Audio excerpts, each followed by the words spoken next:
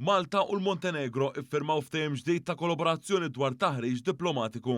Dan seħ waqt laqgħa li kellu d-Deputat Prim Ministru Malti Ian Borg mad-Deputat Prim Ministru tal-Montenegro Ervin Ibrahimovic f'pajjiżna stess. Dan il-ftehim jipprovdi bażi soda għal organizzazzjoni ta' programmi ta' taħriġ mod konġunt, il-bdil ta' informazzjoni u esperjenzi relatati mat-taħriġ diplomatiku u kollaborazzjonijiet oħrajn.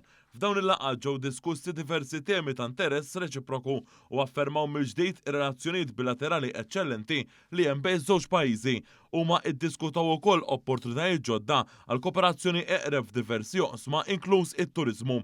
Fost id-diskussjonijiet bejn żewġ deputati Prim Ministri ġie trattat il-proċess kontinwu għad-dħul tal-Montenegro fl-Unjoni Ewropea. Flimkien iddiskutejna l-isfidi globali, iżda wkoll l-opportunitajiet li jeżistu, il-fatt li qed inservu fil-Kunsill tas-Sigurtà l-OSCE il-mixja tagħhom lejn is-sħubija fl-Unjoni Ewropea u kemm Malta tappoġġja dak it-tkabbir mhux biss tagħhom imma anke tal-pajjiżi ġirien fil-Balkani.